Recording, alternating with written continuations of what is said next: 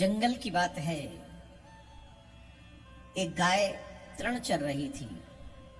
उसी समय धीरे धीरे सिंह उस गाय की ओर बढ़ने लगा, धीरे धीरे। इस बात का अनुभव गाय को भी हुआ कि सिंह मेरी तरफ बढ़ रहा है। तो गाय अपने प्राण बचाने के लिए उस सिंह से अपने प्राण बचाने के लिए इधर उधर भागने लगी। और जब गाय इधर उधर भागने लगी तो उसका पीछा करते हुए सिंह भी उसके पीछे भागने लगा। सिंह उसके पीछे भागा, गाय के पीछे। गाय आगे आगे, सिंह पीछे पीछे। गाय जब भाग रही थी तो सामने एक सरोवर थी। उसमें जल तो पूरा नहीं था, लेकिन प्राण बचाने के लिए गऊ उस सरोवर में भी चली गई।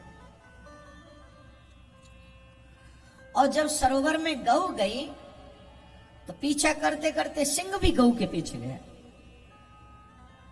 सिंह दौड़ा और सरोवर में प्रवेश किया। जब सरोवर में प्रवेश किया तो सरोवर में जल तो ज्यादा नहीं था,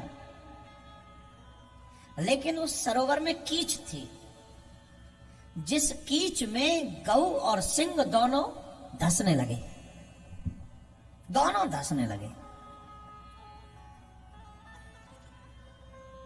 और स्थिति ये हो गई, सिंह गाय से बहुत पास में है, बहुत पास में है, और दोनों ही धीरे धीरे जा रहे हैं। दोनों सिर्फ और सिर्फ गर्दन तक बचे हैं, बाकी का पूरा शरीर धीरे धीरे उस कीचड़ में फंस रहा है। अचानक से गाय ने सिंह की ओर मुड़ के देखा और उस सिंह से पूछा, तेरा कोई स्वामी है? मेरा स्वामी? मेरा स्वामी कौन हो सकता है?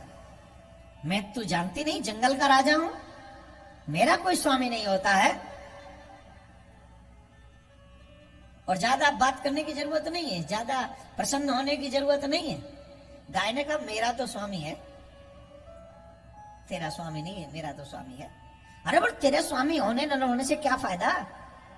जिस स्थिति में मैं हूं उस स्थिति में तू भी तो है, तू भी तो उसी स्थिति में। कौन सी बड़ी बात है? तेरे स्वामी है, मेरा स्वामी नहीं है, इससे तो कोई बड़ी बात नहीं है।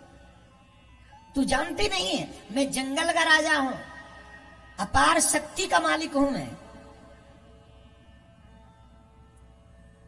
गऊ ने कहा, वो तेरी अपार शक्ति इस स्थिति में किस काम की? वो तेरी अपार शक्ति इस स्थिति में, जिस स्थिति में मैं और तू हैं, किस काम की? यहां तो किसी काम की नहीं। अरे तो बोले, तू तेरे ही किस काम की? बोले, तेरा स्वामी कोई है कि नहीं? बोले, नहीं। बोले, मेरा स्वामी है। तो उससे क्या फायदा होगा? बोले, फायदा होगा, जब मेरा स्वामी शाम को अपने घर जाएगा और उन गायों में मुझे नहीं देखेगा तो वो मुझे ढूंढने आएगा यहाँ, और मेरे जान जाने से पहले अगर उसको याद आ गई तो वो मुझे निकाल लेगा और मेरी जान बच जाएगी। पर तुझे कौन निकालेगा? तेरा तो कोई स्वामी है ही नहीं। गऊ का ये कहना पूरा हुआ ही था। इतने में एक किसान आया और उस किसान ने देखा मेरी गाय फंसी हुई है। वो तुरंत रस्सी लेके आया और रस्सी से अपनी उस गाय को बचाया। और जब उस गाय को बचाया तो गाय ने भी अपनी नजरों से उस किसान को थैंक यू कहा, और किसान ने भी अपनी नजरों से उस गाय को थैंक यू कहा, तुम जीवन भर हमको दूध देके हमको, हमारे बच्चों को पालती हो, इसलिए आप हमारी माँ हो, और अपनी माँ को बचाना हर व्यक्ति की जिम्मेदारी है। गाय ने उस सिंह की तरफ देखा, गाय ने उस सिंह की तरफ देखा किसान ने भी उस सिंह की तरफ देखा, लेकिन चाहते तो थे उसको भी बचा लें, परंतु उसके स्वभाव के कारण उसे बचाने की हिम्मत नहीं हुई। सिंह की जान चली गई और गौ को किसान बचाकर चला गया।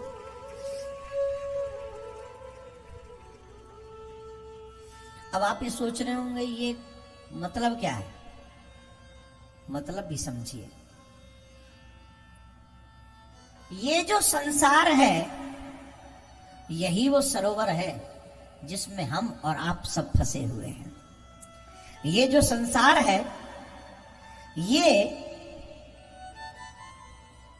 वही सरोवर है, वही दलदल है जिसमें हम फंसे हुए हैं। गाय जो है वही जीव है, गाय जो है वही जीव है, और सिंह जो है वो हमारा अहंकारी मन है। सिंह जो है वो हमारा अहंकारी मन है, और मालिक जो है वो हमारा सद्गुरु है। अहंकारी जीव, अहंकारी मन दलदल में फंसे रहने के बाद भी अपनी ताकत पर यकीन करता है, लेकिन गौ रूपी वो जो जीव है वो अपने गुरु, अपने स्वामी पर भरोसा करती है। दलदल में फंसने के बाद भी उसे यकीन होता है जब मेरे मालिक को पता चलेगा मेरा मालिक जरूर आएगा और मुझे इस दलदल से निकाल कर ले जाएगा। सच यही है, जिनके जीवन में गुरु आ गए हैं उनके जीवन में से, इस दलदल में से गुरु ने इस जीव को निकाल लिया है। और अहंकार करने वाले सिंह, अपनी पावर पर अहंकार करने वाले लोग इसी दलदल में हमेशा के लिए फंसे रह जाते हैं, और ना सिर्फ फंसते हैं, उनका जन्म जन्मांतर बर्बाद हो जाता है।